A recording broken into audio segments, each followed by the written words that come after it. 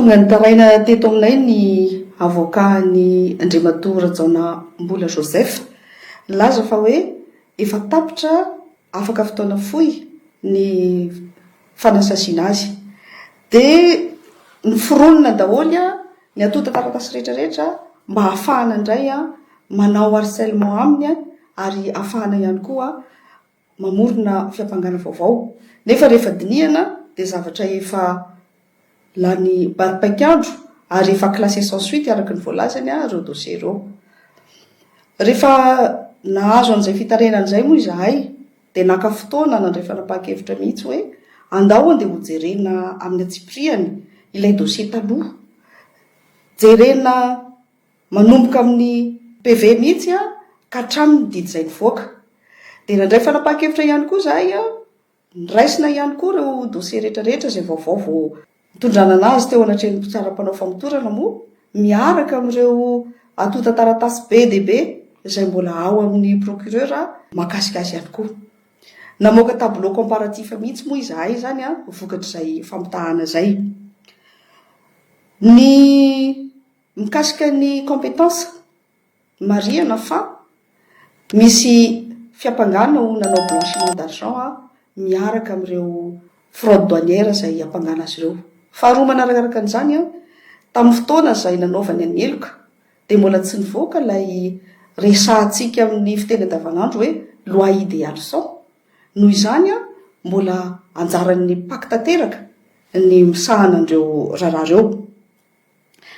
Ny filazana ihany koa fa hoe matim-paikandro ilay raharaha rehetra izay eto aminay nitondrana azy mantsy ho an'ny fitazana sy ny ho an'ireo olona akaiky azy dia ilay fotoana nisehoan'ilay Eloka izany hoe 2014, 2015, 2016 no jerena kanefa ny andalana voalohany ao amin'ny 9/3 ny code des douanes dia mazava milaza fa ilay prescription telo taona mitovy amin'ny délit de droit commun izay ahafahan'ny zareo manenjika dia lasa 30 taona satria efa saisi izahay.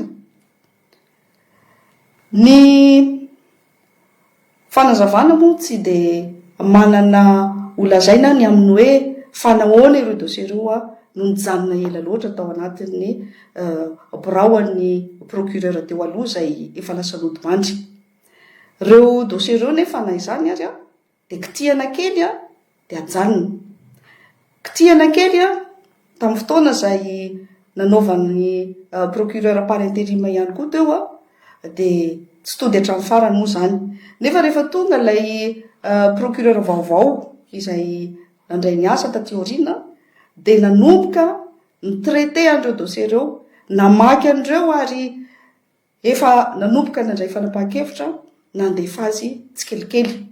Marina moa fa 930 ny PV procès verbaux izay mikasika ity vaopanga anankiray ity. Ny tableau comparatif izay nataonay araka ny voalaza teo aloha le fampitahana zany dia nahitana fa ireo raharaha rehetra izay tonga ety aminay dia samy manana ny code importateur, ny anaran'ny importateur, ny code transitaire, ny anaran'ny transitaire, ny société transitaire, ny bureau de liquidation, ny entana izay voalaza fa nafarana ary ny entana tena tonga sy ireo daty nisehon'ny Eloka ary ny toerana nisehon'ny Eloka izay samy hafa avokoa fa tsy misy itovizany na ray ary. Ny mpiaro moa dia afaka mijery satria manana zo izy hanao photocopie n'ireo dossier sy ny zavatra rehetra ao anatin'izany fa ho alefanay ho anaovanay transmission ireto atody taratasy fampitahana izay nataonay reto mba ho arotsaka ao anatin'ny dossier. Ny raharaha izay makasika an'ity Andriamatoa Rajaonambola Joseph ity raha tsaivina kely dia vokatry ny fidinany Bianco teny atoerana tao Toliara ao amin'ny entrepôt zay ao amin'ny toerana atao hoe Tsinengea no nahitana menaka maro de maro. Tao aorianan'izay no nahatonga ny fanadiadiana satria nalefa ny amin'ny douane izany dossier izany ny fitanana-tsoratra moa de nanao fanadiadiana ny douane ary teo no nahitan'ny douane PV de saisie miisa 430 la tam'izay dia ny PV de saisie PVS numéro 096.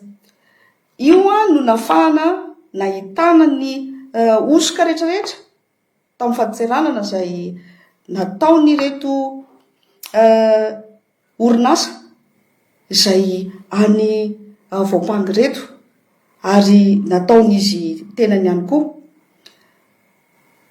Rehefa ny fotom-pitorina ary nanaovana fanadiadiana hoe iza ilay société nanafarana entana, nijerevana sady tsy mpanao papier journaux, tsy mpanao tsy fournisseur na ciment, tsy fournisseur andreo entana zay soratany ao anatin'ireo déclaration reo akory ilay société fa société mpamatsy menaka. De mazava ho azy moa fa zay ilay ilazana hoe osoka ny zavatra nataony satria mba hahafahany misitraka abatseranana ambany de ambany. Fa tamin'izany moa raha araky ny document zay teo am-pelantananay nanaovanay fanadiadiana de surtaxé ny manafatra menaka tamin'izany fotoana izany ka mba hahafahana zany mandomora an'ilay taxe douanière de novana daholy ny entana zay nafarana. Raha jerena zany de fausse déclaration d'espèce no nataony. Any Malaisie lay société voalaza fa hoe fournisseur andreo entana nanaovana fausse déclaration reo. Ny tokony ho tadiditsika ho fantaritsika moa zany de tamin'ny 2016 27 juillet no nahitany Bianco andreo menaka reo. Zany hoe zavatra tsy niforonina tatoato mihitsy na kely ary zavatra tsy noheverina hoe hifanandrify amin'ny fahataperan'ny saziny, tsy mitombony zay voalaza zay.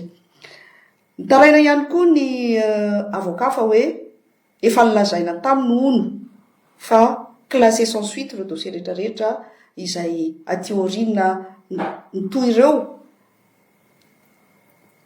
mahagaga satria avocat zay azo lazaina hoe kinga de kinga ary manana traikefa. Ka raha ohatra ka classé sans suite ve ny dossier ny client tsy niahazo an'ilay attestation de classement sans suite faran'izay aingana ny namaiky azy mba hoentiny anam-porofoina fa hoe tena tsy mety tsondra dossier reo satria efa voatsara tokoa.